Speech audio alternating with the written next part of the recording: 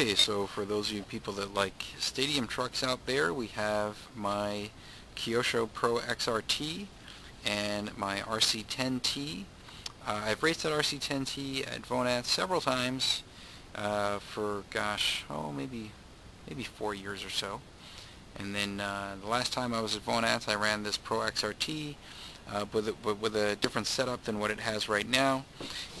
It was really good during practice, and then as the track dried out later on in the weekend, and then we got to qualifiers and mains, it didn't run quite as well. It didn't handle the way I wanted it to. It didn't jump the way I wanted it to. So I've been playing around with basement testing to try to work on that.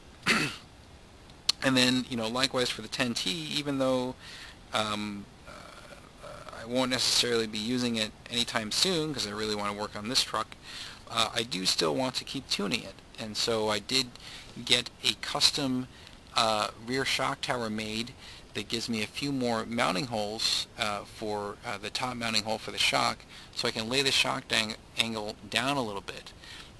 This allows you to get a more progressive damping rate as the suspension compresses compared to the stock holes, which are these four up here, which tend to make the shock more vertical.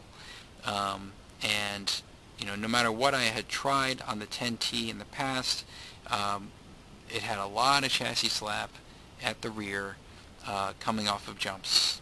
Pretty much no matter what, like springs and oil and pistons and everything, just the shock angle was too vertical for the amount of weight that hangs behind in the back of the chassis.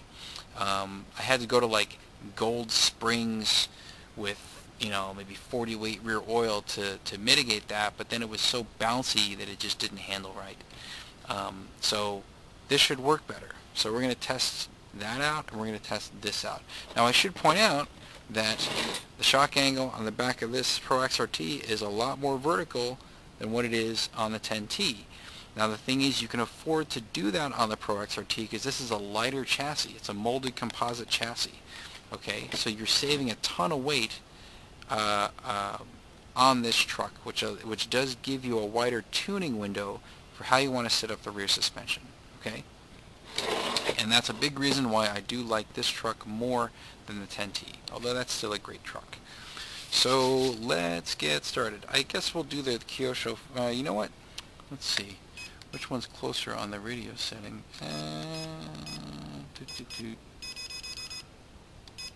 Yeah, we'll do the 10T first. How about that? So plug this in and turn this on. Yep. All right.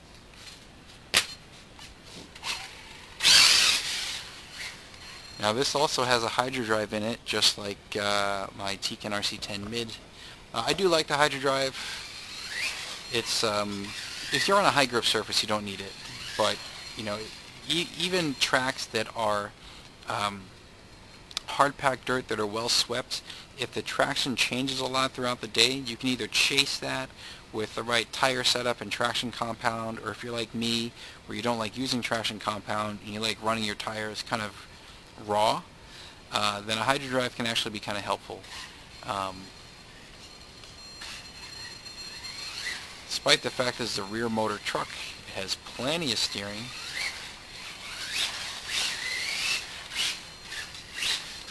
Although as you can see, the rear is rotating quite a bit.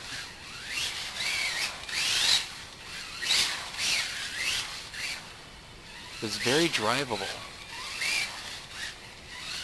It's one thing I do like about these older RC10s. Despite the fact that they're not the best at jumping, in terms of just handling, they're very drivable.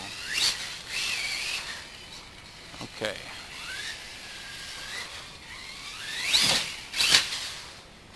See, it still slaps. Even with the laid down shock angle, it still slaps in the rear.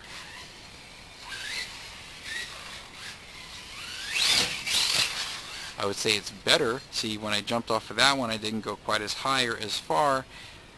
On that landing, with the more stood up shock angle with a stock rear tower, that would have slapped. But it didn't slap in this case. So, you get a bit more window there for jumping performance. but it's not perfect, obviously. See, that one bounced a little bit. Alright, let's steepen the jump angle here, see what we get. See, that one bounced pretty hard. You saw the rear, actually the rear wheels came back up again off the ground. You don't want that. You want to try to avoid that, because anytime the tires aren't touching the ground, you don't have grip. If you don't have grip, you can't accelerate. You gotta wait for the car to settle. So something like this, you would tend to want to adjust your driving style to basically tap the brakes in the air to dip the nose down so the nose is landing first and then the rear lands, and that tends to make the rear landing a bit smoother. But you have to create a habit in your driving style of doing that.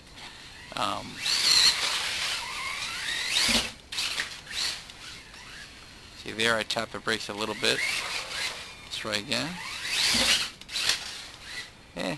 Slightly better. Oopsies.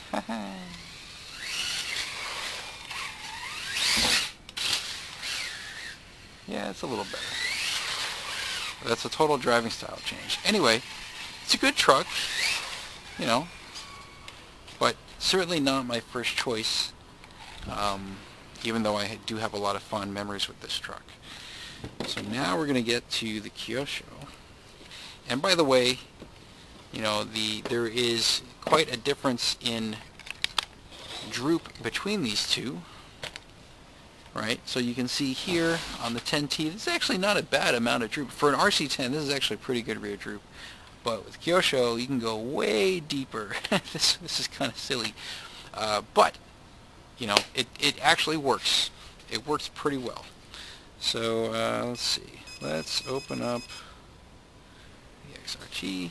I'll put this 10T away.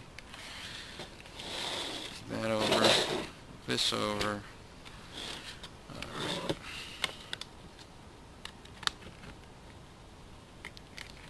Now we could try to play around with the 10T to maybe get a bit more droop, something comparable to the XRT, but for the time being I have no plans of doing that. Alright. So I can just drop it from like way up here. No problem. No slapping, nothing.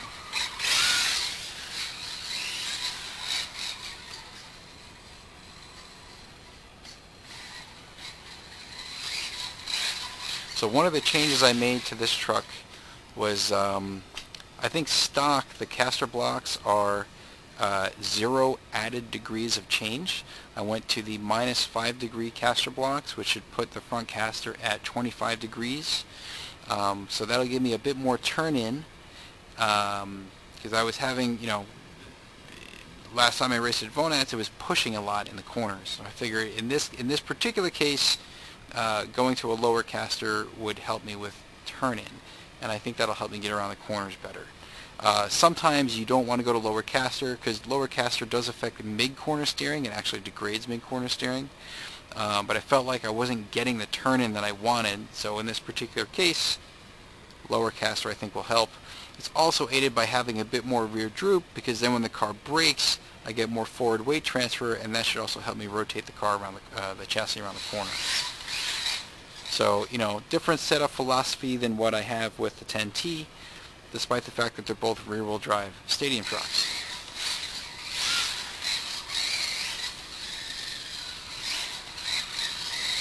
But this, you know, once you tap the brakes on this thing, it rotates. See that?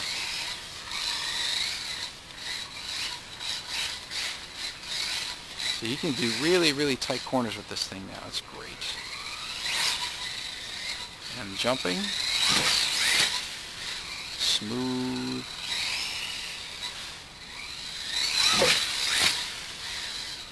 See that? No bouncing, no slapping, nothing.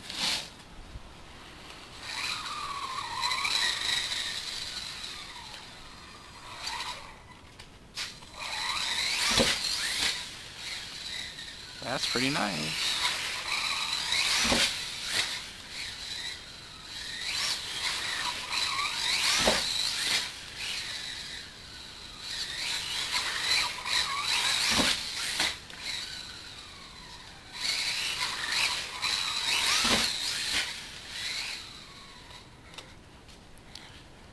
let's try an even steeper jump face here. Let's really test it out.